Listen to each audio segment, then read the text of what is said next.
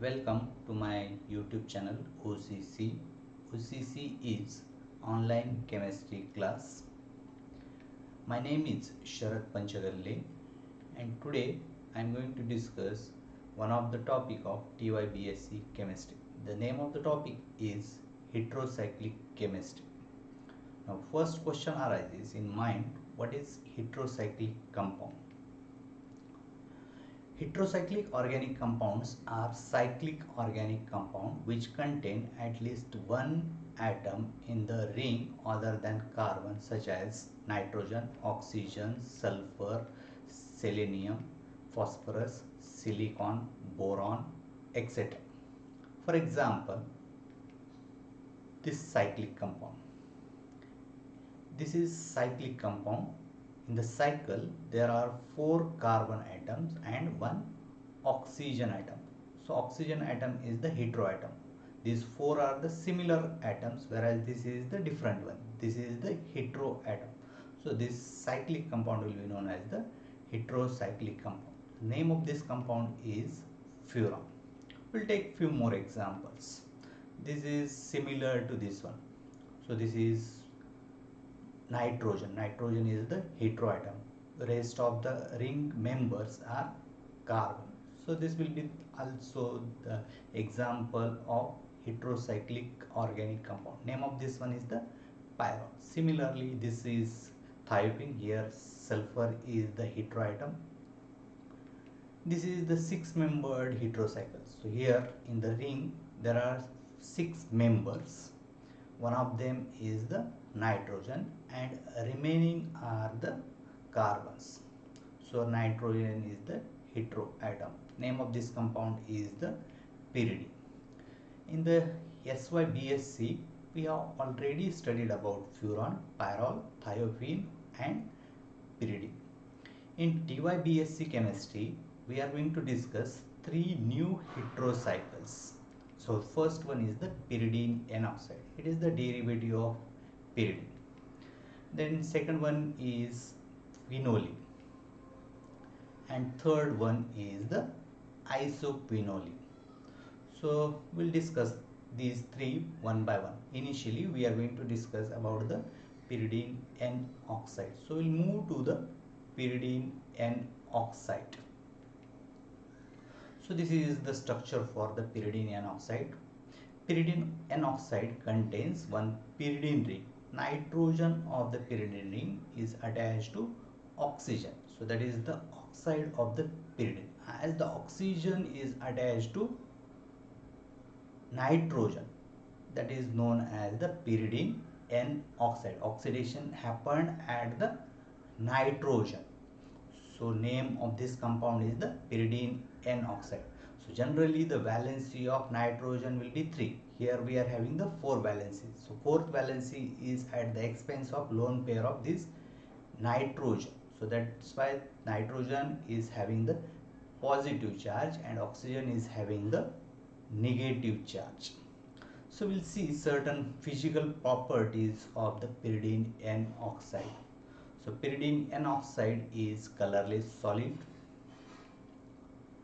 Its melting point is 66 degrees Celsius. If we heat that one, that will melt at 66 degrees Celsius. If we further heat, that will boil at temperature 270 degrees Celsius. So boiling point of the pyridine N oxide is 270 degrees Celsius. Pyridine N oxide is highly soluble in water. It is not only soluble in water, it is also soluble in most of the organic solvents such as N,N-dimethyl formamide, dimethyl sulfoxide, chloroform, ethyl acetate, etc. So these are the some of the physical properties of the pyridine N oxide. Now we'll compare the basicity of pyridine N oxide to that of pyridine. So the pK value of pyridine N oxide is 1.90, whereas that of pyridine is 5.17. So from this it is clear that pyridine is stronger base as compared to pyridine N oxide. In other words, pyridine N oxide is less basic than the pyridine. Now we'll see certain methods of preparation of the pyridine N oxide. So we are going to discuss two methods of preparation of pyridine N oxide. In both the methods, starting material is pyridine. So we are going to start first method, in which starting material is pyridine. So pyridine, so this is the structure for pyridine. Pyridine, when treated with the aqueous hydrogen peroxide, aqueous H2O2. H2O2 is the oxidizing agent. So here we are having the two oxygens in hydrogen peroxide. One of the oxygen will be provided for the oxidation. So what will remain here? H2O. So water will be the side product. One oxygen will attach to the nitrogen and will get such type of compound. This is nothing but the pyridine N oxide, and water will be the side product. So this is the green method because there is no harmful byproduct. Water is only byproduct. I will discuss the another method. In another method also, starting material is pyridine. So pyridine, when treated with the peracid is nothing but the RCO3H. So we know the formula for the carboxylic acid, RCO2H. Here we are having one more oxygen. So that's why this is known as the peroxy acid or peracid. So pyridine, when heated or warmed with the peroxy acid, so this peroxy acid will provide one oxygen. That oxygen will go to the nitrogen, and there will be formation of pyridine N oxide. So this oxygen is coming from the peroxy acid. If we remove one oxygen from the peroxy acid, the remaining part will be the RCO2. One oxygen is going to attach with the pyridine ring. So we'll get RCO2H as the byproduct. That is nothing but the carboxylic acid.